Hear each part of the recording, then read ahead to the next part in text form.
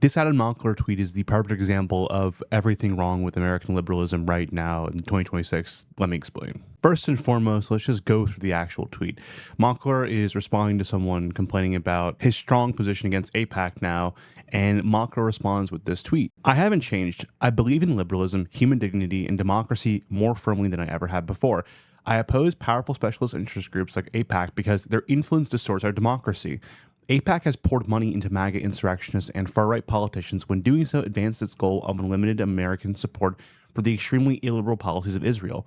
I oppose Israel's actions in Gaza and the West Bank because I believe in human dignity, sovereignty, and basic human rights, not because I've suddenly abandoned liberalism and become a Marxist.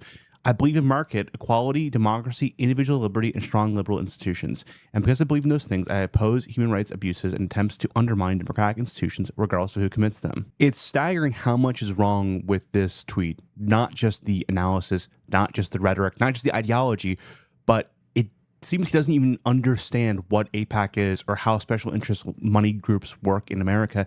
And this is the guy who, if anyone should understand it, it's him. His job is to be a communicator for liberalism. He goes on CNN. He goes on Fox News.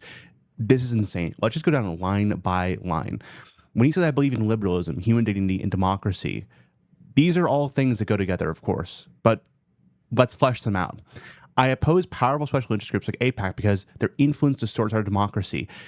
The problem with this isn't how special interest works. If anything, special interest groups are a tool of democracy. You can agree or disagree. There are special interest groups for Muslims.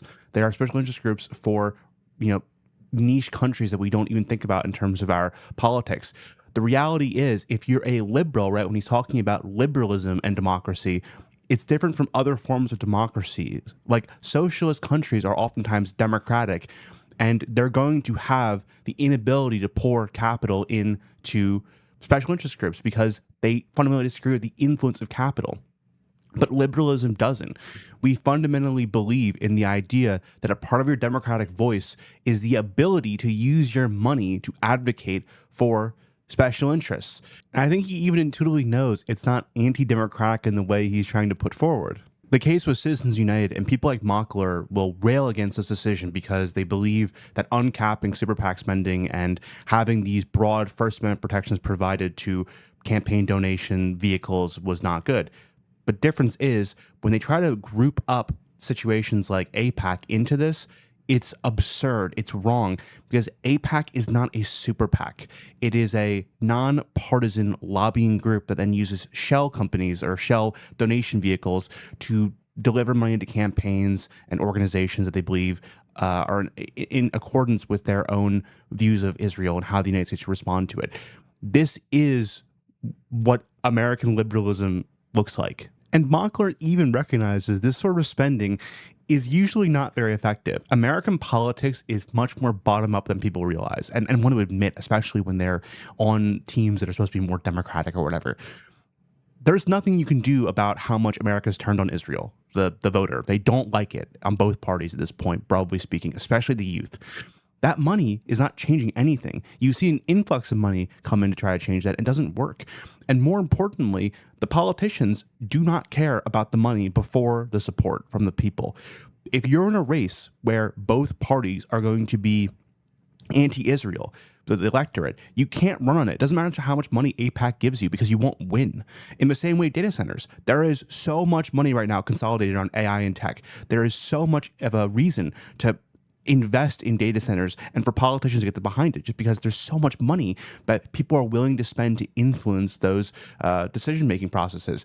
But it does not matter. You look at a state like Wisconsin, where Tom Tiffany has been a major data center advocate, and now he's attacking Crowley for being a data center advocate. And now they're both running on a adjustment to how pro data center there are, now being, openly critics of them, if not veering into anti-data center territory. It's because there's only so much you can do with money in politics in America. We are a extremely stubborn people who are not really willing to be convinced easily by propaganda in that respect, in that you have to have it come through much more organically and socially. It can't be from PAC spending usually. What super PACs or lobbying organizations do is they try to move the needle by taking candidates that already agree with them and trying to create, give them inches in a race that they want to win. They can't create candidates out of thin air. It doesn't work. And Mockler understands this. And then let's go into the second part, because I think this is actually the more important part. I oppose Israel's actions in Gaza and the West Bank because I believe in human dignity, sovereignty, and basic human rights. Of course, any person in America who's reasonable will agree with that. Not because I've suddenly abandoned liberalism and become a Marxist. And let me be clear, I don't think Mockler is a Marxist in any way. I would never assert that. But it's kind of worse in some ways.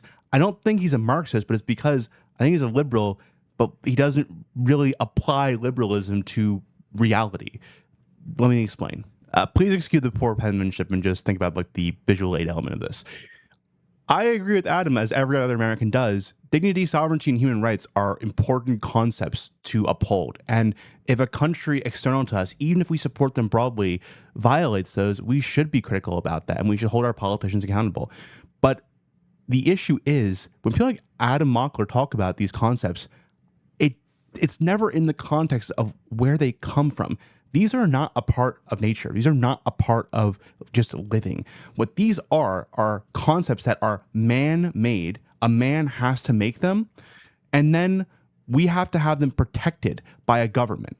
The government has to physically use bodies, blood, violence to protect these things, because outside of those protections provided by the state, provided by the literal body you have, they don't exist. They will not be respected. As we saw on October 7th, you can agree or disagree with Israel, but that's not just a terrorism or crime, whatever. That is a difference in opinion of what is acceptable in how you conduct yourself as a governing body. Hamas is a governing body. They disagree. They believe in the ideas of dignity and sovereignty and human rights, but they have different conceptions of them because they're man-made properties. They are not things that just spring out of a well. They're the process of a people, a nation, having a history, having disagreements on what these things mean, and applying them differently. And again, think about the box. It's always in a box. The second you step outside of the government that supposedly protects and defines these things, you're in wilderness. At best, you're in another box where these things could be very different, and justifiably so.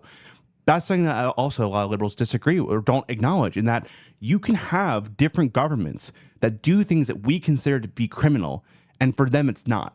And the people accept that. And you have to acknowledge that as a rule of not just history, but today, of reality. In Iran, they don't think they're doing something, or a lot of people don't think they're doing something immoral when they do public executions for crimes that we would consider barbaric. The idea of homosexuality being penalized, often by death in these countries. These are things that are, you can disagree with them as much as you want, but a large portion of the population of these countries agree with the justice of that, because this box of, I guess you could call it, justice or something, like the application of that, the defining of that is not innate. It is man-made. It is created by real people and then maintained by those same people. It has to be something that's constructed. So like in Gaza and the West Bank, I understand the plight. It's horrible. And I feel for the people who are victimized. But what does this mean? Why is it another country's job, an external country's job, to maintain the sovereignty of another entity that can't do it themselves? When you fail at diplomacy, when you're unable to negotiate on an international stage, that is what happened with Gaza. That's what happened with the PLO. We have had attempts to establish borders, to establish a state for these people, and their leaders won't come to the table. At a certain point, the accepting and the embracing of human dignity, rights, and sovereignty comes from defending your own people. It comes from asserting your own power. It comes from eliminating threats that are external. And if you don't recognize October 7th as that, you're not just functionally not applying liberalism, but you're anti-Western. It's ridiculous. And it has nothing to do with the Jewish character of Israel or Israel itself. It's more just, these are principles of how things operate, and we would never expect any other countries to act differently. There's something deeper lurking here that, is cynically felt, I think, but we'll get into that in a second. The last part of this tweet, I believe in markets, equality, democracy, individual liberty, and strong liberal institutions. Again, I agree, of course. And because I believe in those things, I oppose human rights abuses and attempts to undermine democratic institutions, regardless of who commits them. This is where, like, I don't even know how you can get like into this. This is something that like neo-Nazis would have said in the past, and they would have been banned off platforms for it. But because we can say it leftistly, it's okay. Everyone opposes human rights abuses. And everyone who's reasonable would say Israel should prosecute their own human rights abuses. And if they can't, then of course exert some pressure. But it goes both ways. And more importantly, the thing that's super subversive here, it's insane, attempts to undermine democratic institutions, regardless of who commits them. The implication here is that a foreign entity is trying to exert its influence on our democratic institutions. And that's what AIPAC is. And I've seen, it's not just this one tweet, I've seen enough of Mockler to know that that's what he indicates. It's foreign connected. AIPAC is not that. The reason why it's not registered with FARA is because it is American Jews who donate to it. American Jews donating to a lobbying group to forward a political message is not an attempt to undermine our democratic institutions. That's insanity. You can disagree with lobbying, or you can think lobbying goes too far, but in the same way that if you got rid of lobbying today and you believe in capital still, the Jews who have capital, who spend it on AIPAC funding, are not going to just stop spending their money. What it'll instead turn into is new funding vehicles, or the mob of small donations, or different forms of advocacy. It doesn't go away. This is where it gets so confusing, where if you do believe in liberalism and you believe part of the democratic process is the ability to accumulate capital and to use it, to spend it politically, the idea that American born and bred Jews advocating for a foreign entity, but they have an ideological belief in, undermines democratic institutions. It's crazy. It's an absolutely absurd. And again, I'm not trying to say it like Mockler is a neo-Nazi or even a conspiracy theorist. It's just that this is where the rhetoric comes from, like fundamentally, and this didn't exist in the American left until pretty recently. And for someone like Mockler, I don't think it's even that ideological. It's oppositional, but it's because of, I would say, in a different way, in a roundabout way, capital again. Mockler knows the money in his media career in attempting to be a Democratic partisan, which again is fine. You need partisans in media. That he believes there's no path forward where you can defend not only Israel, but Israel-aligned groups in America, which even in itself is, of course, fine. That makes sense. But the misrepresenting of groups like AIPAC, it cuts both ways in that when you are focused on lobbying and you think lobbying is a sort of tyranny of capital, what liberalism is supposed to protect against, what's always lurking, and the reason why we prefer lobbying to alternative systems is that any form of tyranny of capital you can imagine is much more present in the mob. When you have the mob, they can exert far more influence because now it's not just their capital, it's also the collective electoral effects, the democratic part. Here's an example. Bernie Sanders consistently is able to raise quite a lot of money for his presidential runs, even though he doesn't take a lot of lobbying money. He won't take it, and he'll tell big spenders, "Don't come to me. You know, I am not easy. I can't be bought." But he gets the money from somewhere. It's small donations. Small donations might be capped, but when you get a lot of them together, and it's all coming from overlapping factions of the electorate, you're still a victim to them, right? You're still going to have to bend them. And this is the example with Israel and AIPAC, for instance. One of the challenges right now that a lot of progressives have in government is that they know if they take away Israel's money, if they take away the donation, the aid we provide them, that is playing into the hands of the Israeli far right. They want American money to stop coming in so that they can, according to them, play by the rules of the region that everyone else around them plays by and not play by the rules set by the Americans and the Europeans. Agree or disagree with that, it's a fact that the Israeli far right has that opinion. So the progressives in government, right? They're concerned because they know that. A lot of them are going to know that at the very least. I'm sure AOC knows that. But their supporters, especially for these more populist candidates who derive a lot of their campaign financing from individual donations, understands that if they don't have those votes on record to get rid of funding for Israel, that they could be, changed out, that all those donators could go to another candidate to replace them. So it isn't to say that lobbying is better, but when you take money from AIPAC, for instance, you can have a more measured position in application government, because now you're responding to not just the voters, but you're also like implicitly being aligned with AIPAC, not explicitly, meaning that AIPAC knows that you're like a better of two candidates, whatever, which means you can still act in a broad sense. You can still take positions that might be anti-Israel in a lot of ways, but that, and then AIPAC will prefer that because they understand as like a more collective organization of I'm just sorry, but more high-minded adults in the room type people who can organize these lobbying groups are going to be more pragmatic than the average voter. They understand, you know what, if it's a super progressive person on Israel, meaning that like they're going to be very anti-Netanyahu, they're going to be very anti-offensive weapons, they're going to be super litigious when it comes to potential human rights abuses, whatever. But that's preferable to someone who's anti-Israel, and they will spend on that person. But the problem is for the voter, oftentimes that distinction doesn't matter. They're not thinking about the difference between a politician that is extremely pragmatically anti-Israel and one that is just flippantly anti-Israel. And if you don't make certain moves, like again, voting on making sure no aid goes through, then you might just get swapped out by the voters for that reason. So for people like Mockler, I think it is cynical. I think it is simply just they understand that there's no partisan angle to run anymore on issues like Israel, but they undermine liberal institutions for that reason. Because when you talk about believing in markets, in equality, democracy, whatever, you have to recognize those are things that you make and the things you protect. And not only is it capital expenditure a large part of American democracy, it's a huge part of how we view the First Amendment, our speech, our ability to act politically.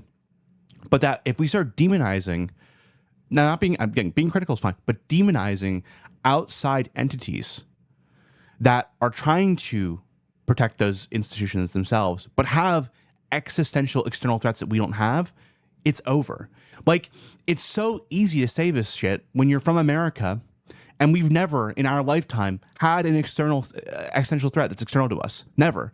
We have never had the idea of being in a city where rockets are lobbed over, where buses are bombed. It's not been a feature of American political life. So to just cynically say that the military actions from Israel are illiberal because they violate the sovereignty of Gaza, which, by the way, I'm sorry, if you don't have a state, you have no sovereignty. It just doesn't exist. It's absurd. And all it does is reduce the political viability for a peaceful resolution to that conflict. The important part of getting the Gazans a state, or getting the West Bank Palestinians a state, or to have a functional state at the very least, or ideally, it would be to understand that any country in the world that aspires to liberal values has a right to protect them, to guarantee them. And that can oftentimes be horrific. In the same way that countries that don't have states, that don't have protections, that don't have whatever, they should be given those opportunities to demonstrate their capacity to do that. They should be given the opportunity to try to do a state, to try to have their own sovereignty. But that you have to know that if they're given that chance and they screw it up, that they can't just be let off the hook. And that's the concern that I think everyone is starting to have, especially in places like Europe, where if everything is this asymmetrical, if everything is this chaotic, there's never going to be a way to understand or to believe that liberals will find themselves in a way, in a world where they can defend their values, where they can protect those man-made values against actors who don't believe in them and who violently act against them. So, and there's a little bit ranty, but this is sort of why the Democratic Party is just becoming, they're doing what MAGA did in 2015. They're just injecting a level of populism that is not sustainable for why America should even be good, why we should even aspire to love this country, why we should aspire to love our values, because we're not connected to what liberalism even means anymore. It's just this broad word that doesn't have any real world applications. They don't like this post. It doesn't understand. It shows a lack of understanding for how you establish liberty values, how you protect them, and then how they play out. How a market-based, capital-based economy necessitates political activity that is inclusive of the ability to use capital for those means. Whatever. I don't know. Agree, disagree in the comments below. Let me know. Thank you for watching.